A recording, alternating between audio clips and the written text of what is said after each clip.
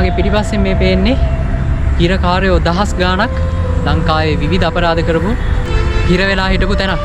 ඉතින් මේ තමයි මහනුවර බෝගම්බර හිරගෙදර.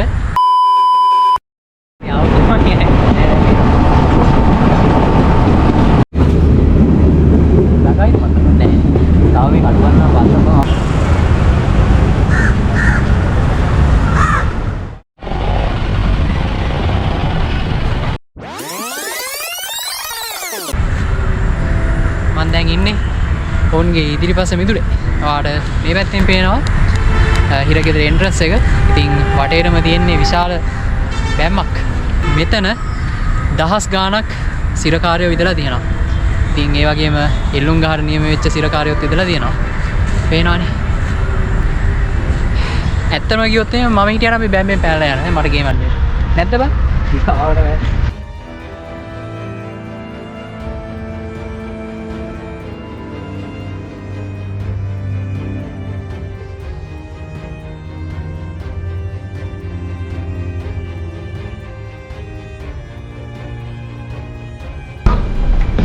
අපි යනගම් ඉන්නේ අපේ ඉලකරුවන්ගේ උඩ තට්ටුවට.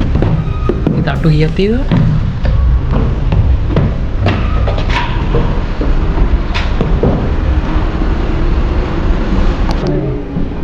දෙස් 3කින් වඩ කරලා තියෙන්නේ ඉර. දෙවෙනි එක. තුන්වෙනි එක.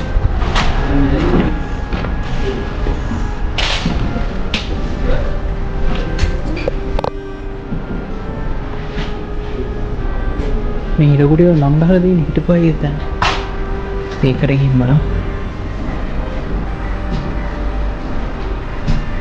ඉතින් මේවා චිරු ගහලා ඉතින් මේ වෙන්නේ හිරකදෝරේ මේ කුටියේ හිටපු එක්කෙනෙක්ගේ චිත්‍රයක් තමයි.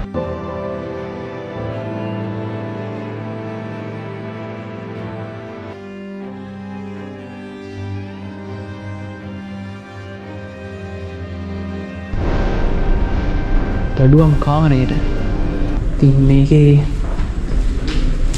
හිතන්නේ මේකට තමයි කළුවර කාමරේ කියන ඇත්තේ. ඉතින් ඔර මේ හිර ගෙදර ඉද්දිත් එකේ වැඩ දාන ලයින් ඉන්නනේ. ඒ කට්ටියව දාන නැත්නම් ඉන්නේ කළුවර කාමර වල. ඔක්කොම කළුවරයි ඉතින් කොහොමද කොට කළුවරේ ඉද්දි දවස් ගාන. ඉතින් මරණ දණ්ඩනයට නියම වෙලා දවස් 7ක් තියෙනවානේ. ඉතින් මේ දවස් 7 තියෙනවා කියන්නේ මෙන්න මේ කාමර ටිකේ. ඉතින් මේක කාමරයක් තමයි මේක. The room the number or what? මේ කාමරෙන් කාමරේ මම හිතන්නේ වෙනස් කර කර දානවා.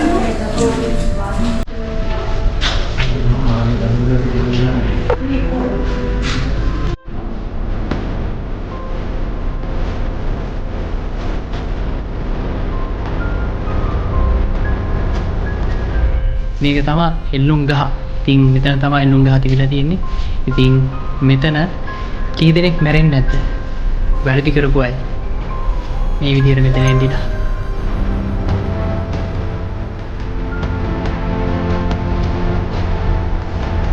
මෙතන තමයි කුපි දාලා ඉඳලා තියෙන්නේ.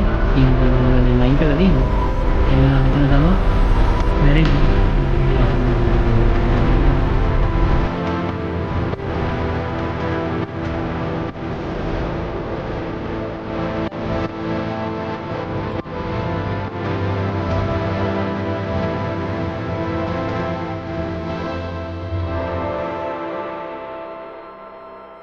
ඉතින් මහනුවර අය දන්නවා. මහනුවර අය විතර නෙමෙයි ලංකාවේ ගොඩක් අය දන්නවා මේ හිරකදෝර මොකක්ද කියලා. ඉතින් දැන් නම් සම්පූර්ණයෙන්ම වගේ අතහැරලා දාලා තියෙන්නේ. මේක බලන්න එන්න පුළුවන් කට්ටියට. මෙතන බුදු පිළිමයක් තියෙන්නේ. අපි දැන් මේ හිරකදෝර පිටිපස්සෙන් ඉන්නේ. ඉතින් පේනවනේ මේ හිර කුටි වල කී දෙනෙක් අර ජනෙල් වලින් එබි බලාගෙන ඉන්නේ නැද්ද? ඉතින් මෙතන දකිද්දි දැන් මාර গুপ্ত ස්වභාවයක් දැනෙන්නේ. ඉතින් අහන්න දෙයක් නැහැ නේ. දහස් ගාණක් හිරකාරයෝ හිර වෙලා හිටපු තැනක්. ඒ වගේම ගොඩක් කට්ටිය මැරුණා මෙතනදී. හෙල්ලුම් ගාට නියම වෙලා